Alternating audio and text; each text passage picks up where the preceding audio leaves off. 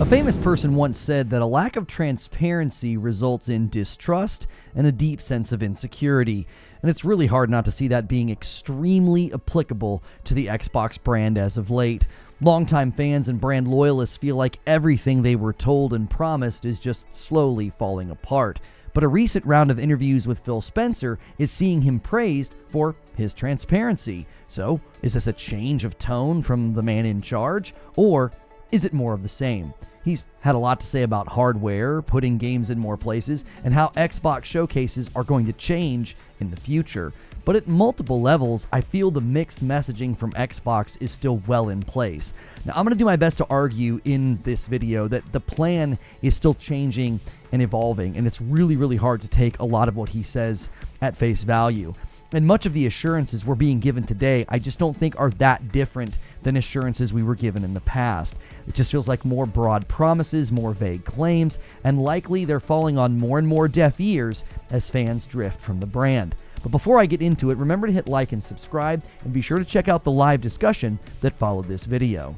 Starting in 2015, when I first started streaming, I always looked forward to one big event every year, and that was the Xbox Showcase. Each year at E3, from 2017 to 2019 especially, I always thought the Xbox did a better job considering the viewers that were not there in person. I never really liked the PlayStation Showcases. They seemed more focused on giving sort of a show to the people in the seats, which to me, it was incredibly important to think about the people watching through the streams, because more and more gamers and consumers and potential customers were watching from home instead of going all the way to LA. Well, according to Phil Spencer, PlayStation logos and Nintendo logos are going to start showing up in the Xbox showcases. He even indicated that they almost did this in the most recent showcase in 2024, and they made the decision that they would be doing this going forward, but they just couldn't line all of the assets up. Now, somebody might ask, why would Xbox do this, and why would Phil Spencer be addressing this so early in 2025? Well, first, Xbox is doing this because their showcases are about to be dramatically different in a way that might seem subtle, but it's actually fairly significant. It means that the annual Xbox Showcase is going to be more about the games they are publishing than the Xbox platform or Game Pass, which many are going to celebrate. It should be about the games, right? Well, it's a pretty big shift from how they've handled their showcases in the past. I continue to think that Game Pass will continue to be mentioned less and less, like it won't be quite the focus, and Phil actually said something we're going to look at a moment that I think that proves that about trying to get people to move to the platform. But the second question I think is more important. Why would Phil be making this point right now? Like, why so early in 2025? Well, I think he's preparing everybody for the big summer showcase. It likely means that some of the bigger rumors are going to happen at the annual showcase event. Things like Halo and Gears have been mentioned and rumored to be coming to PlayStation. And just like last time, when they prepared everybody for the 4 games going to rival platforms, Phil is once again preparing everybody for the future. But this time he's saying that nothing is safe, nothing is sacred, and the PlayStation and Nintendo logos are going to be present during our own showcase. So long gone are the days where he said that he wanted devs to announce the games going to PlayStation and Nintendo. Now it looks like the Xbox Showcase is going to do it. So I think it's safe to say that something big is likely going to make the jump, and the Xbox Showcase is likely where we're going to hear about it. But what about the smaller titles, like some of the stuff that's already out? Tom Warren from The Verge indicated that April would be a very good month for PS5 players, and everybody assumed, given some of his comments leading up to that he was referring to Xbox games making the jump. Now, other insiders recently have indicated that they believe Hellblade 2 is very close to making the jump to PlayStation. So my guess is that April will be a handful of games like Forza Horizon, which has already been announced, Hellblade 2, which has been heavily hinted at by Xbox insiders, and maybe a few more. But based on Phil's remarks, I think something more significant will be announced at the Xbox Showcase. Well, why?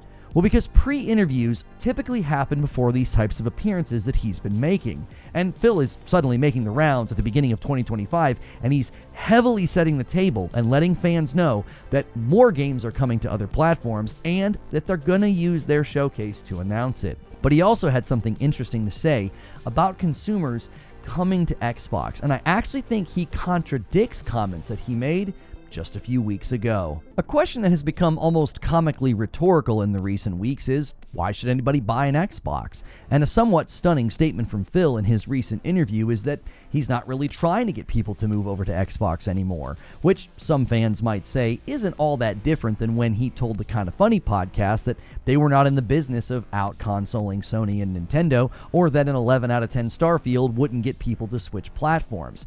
But when he says, I'm not trying to move them all over to Xbox anymore, and he talks about just putting games where people are and getting 70% from the sales to invest in their portfolios, I just have to ask the question, how does this not conflict with what he just recently said about future Xbox hardware?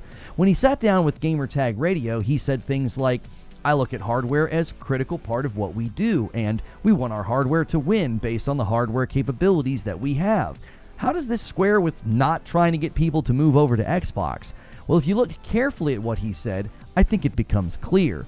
He is not talking about a device where the games will convince you to buy it. He's talking about a device that will have specific capabilities, maybe something like a handheld. In other words, Nintendo and PlayStation use games to coax you to their hardware as a means of showing off the capabilities. With Nintendo, it's the Joy-Cons or the portability, motion controls. With PlayStation, it's the graphical fidelity and performance. In both instances, the games are the catalyst to showing off the device, which is why you end up wanting to get it. And Phil is saying something completely different.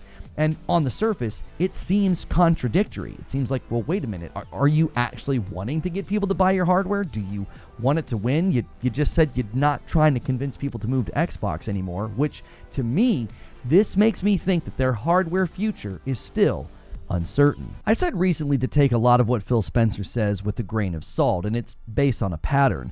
It went from just saying, 4 games, this is not a signal that everything's going, to suddenly everything seems to be going. And to suddenly posture as if he wants to be transparent and seemingly contradict yourself about wanting your hardware to win, but also you're not trying to convince anybody to come to Xbox anymore. It just feels like we're once again hearing just enough to keep folks interested, satiated, or loyal to the brand. He isn't saying these things as a champion of transparency, it's because he has no choice. The showcases, the announcements, the reveals, well, they're all coming. This is going to happen. There's no more hand-waving, no more smoke and mirrors. So it's hard to give him credit for finally leveling with people after a year of false assurances and vague promises.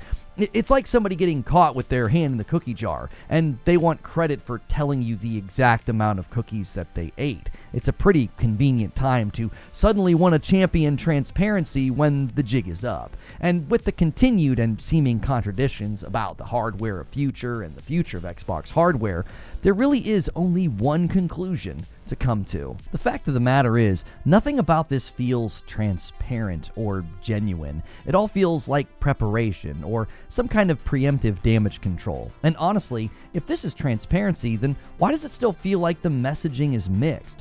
Why do I feel like I'm only hearing half of the story? Different outlets and podcasts are being told different things. You don't want to move people over to Xbox, but then you tell another outlet that you want your hardware to win and hardware is critical to what you do. In some instances, in some interviews, you're intentionally avoiding the word console and you keep stressing hardware, but then you did an interview with Rolling Stone and you use the word console. Even after all this time and this full court press of podcast interviews with Phil, it still feels like the messaging is mixed and sort of self-contradicting. Like telling people that it's just 4 games, only to have an interview with The Verge the very same day where you said that, well, no games are off of the table. Those are completely different messages. Well, I have a theory about why the smoke and mirrors and this sort of shell game is continuing.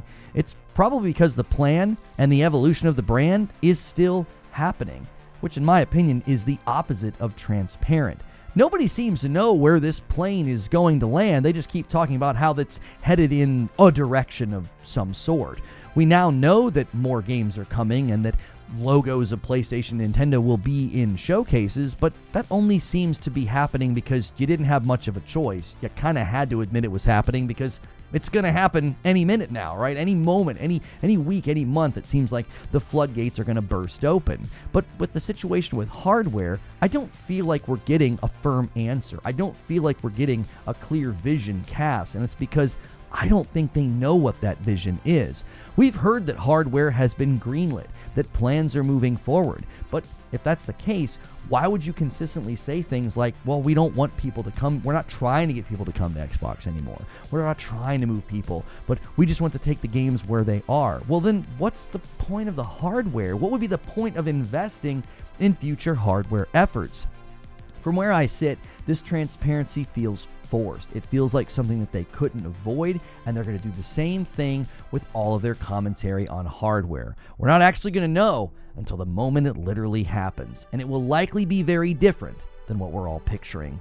But those are just my thoughts, and I'd love to hear your thoughts. Leave a comment below, or you can follow this video over to a live stream. It hits a card right here, and we pin a comment below. I would love to hear what you have to say, and as always, if you like this video, please remember to hit like, share, and subscribe.